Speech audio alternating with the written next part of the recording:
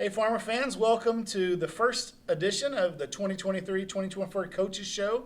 This is the football edition with Coach Zac Quinlan here. I want to get right into it, Coach. Your first year last year as a head coach, starting your second year this year. You've had a chance to go back and watch the film and just think about things and look at things and talk to people. What do you think your biggest lesson was from last year?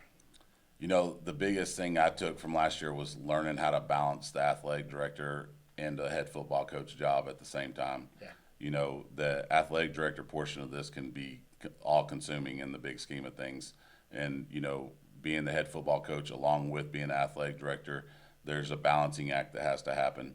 And this year, I've literally put it in my calendar when I'm working football and then and letting the athletic director stuff sit for a second Sure. while I'm working football, and then coming back to that at a certain time in the day to where I can make sure that I'm getting the football things taken care of.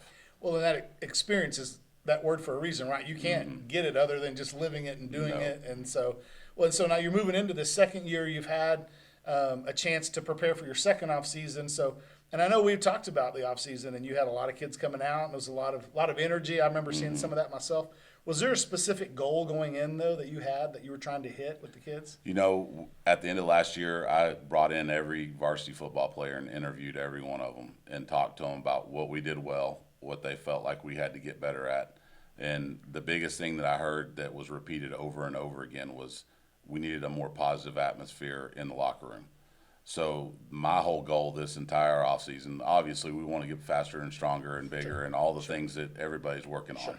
But the whole goal was to teach them how to lead in a positive manner and, you know, demonstrate that and then talk about it on a daily basis and be focused in on being positive around each other and not when things go bad automatically turn negative and point fingers and do the things that, you know, that a losing program is used to doing. Right. So, you know, that was a big focus of ours, and, you know, that led right into what our mantra is for this year is brotherhood, and that part of it is a big part of exactly what we're looking for. Is we're trying to create a brotherhood where we're more than just friends, we're more than just teammates. This is something that we're going to be talking about for years, and ultimately those friendships are greater than just your acquaintances that are walking around. Exactly. Walking around the hallways.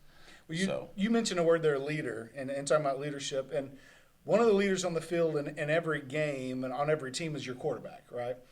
And that's changed. Your quarterback room has changed this year. You get Brady Gray back as a senior, but you also have a returning starter. So technically, you almost have two returning starters, right? So talk about, like, what does that mean, you know, not just from a flexibility standpoint of what that allows you to do in offense, but what does that mean, like you said, to go along to what you were talking about with the team and that positivity and having two leaders now? Yeah, and both of those guys have played baseball and had a lot of success in baseball, so they know what a good team looks like. Right. They know how that's supposed to react, and, you know, so them being there is an awesome help to the whole concept there. But it also creates competition, and whenever you have competition, those both of them have had to step up their game.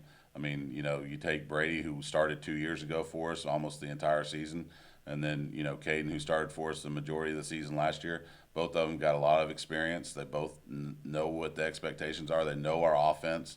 I mean, so it's been fun to watch them compete and get after it and fight to see who was going to be the starter going game one. Well, when you've got two guys with that kind of experience and that athleticism and that leadership, that only makes the team better. Absolutely. Right. And so you, depending upon the situation, you've got options now that you've never had in the past. So that's good. And you'll see both of them play at quarterback. Caden's going to play a lot of receiver also. Yep. So Caught a touchdown against Worth Lamar. Yes. Yeah. So between the two of them, they're going to always be on the field offensively. You know, the beauty of that is we've got some depth, which we haven't had literally since I've been here. So having a couple of guys there that creates that competition, like I said, is going to be huge.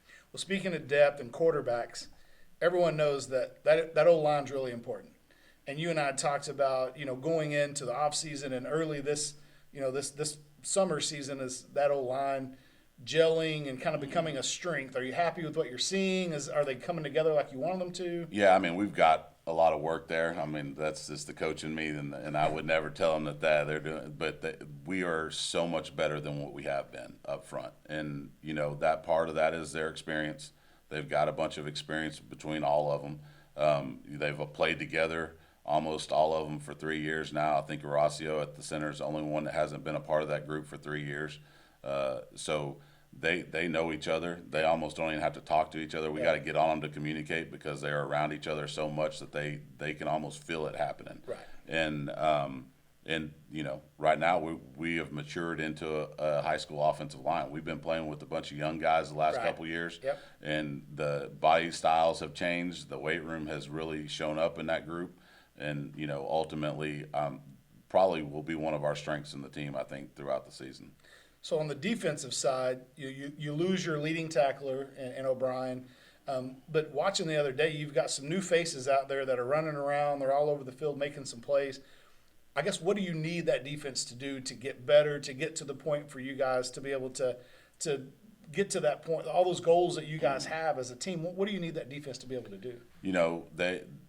Right now we're flying around, and that's the most important thing, is that they're confident in what they're doing. That comes back to being able to play the same scheme 2 years in a row. We've worked football literally since January. We got back from school during the athletic period. We were outside doing football twice a week. And so they're confident in what they're doing. They're flying around.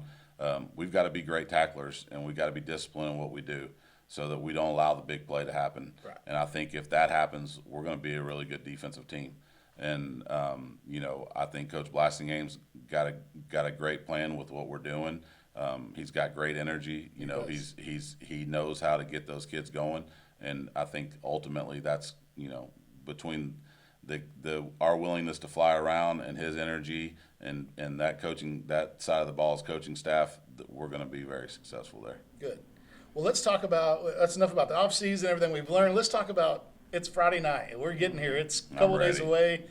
There's a whole lot of people that are ready. Those kids are ready. I know those coaches are ready.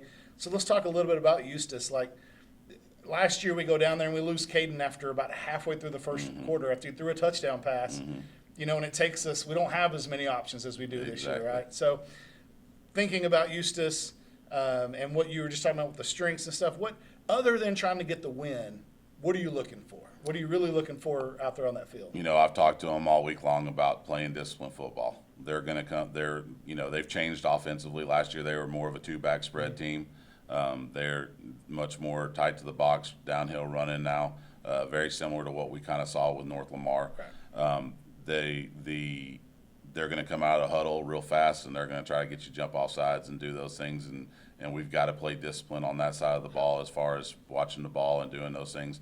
The things that get you beaten early in a year like this are the penalties that happen before the snap of the ball, and then turnovers, free yards, right? Just giving up free yards, and special teams. If we handle the pre-snap penalties and don't kill ourselves. I mean, you go back to us watching us last year. I think we jumped off sides on offense 3 or 4 times in the first series of that game. Yep. And and luckily we were able to pick up a 3rd and 20 something and get the touchdown on the Caden's pass early on.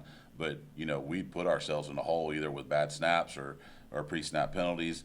Those things I want to see us, and that's been our focus literally this whole camp, was not to make those same mistakes and make sure that we were playing disciplined football, coming out and look like a good, crisp football team. Well, and that discipline is something you build on, right? As the season goes, it becomes more and more important as the games become more and more important as well. So one of the things we like to do when you and I get together is talk about your JV and your lower levels.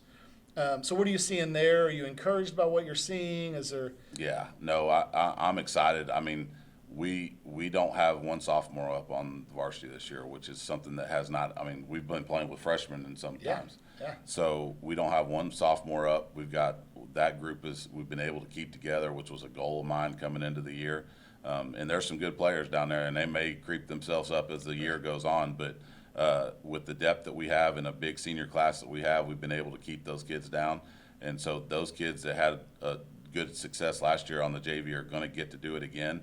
And I think that they're set up to have a good year. And I think that they've got the key components that you need to be successful at that level. And they understand our offense. They're running it at a very high level. Defensively, it's the same thing. I think that there's a chance for them to have a great year. Good.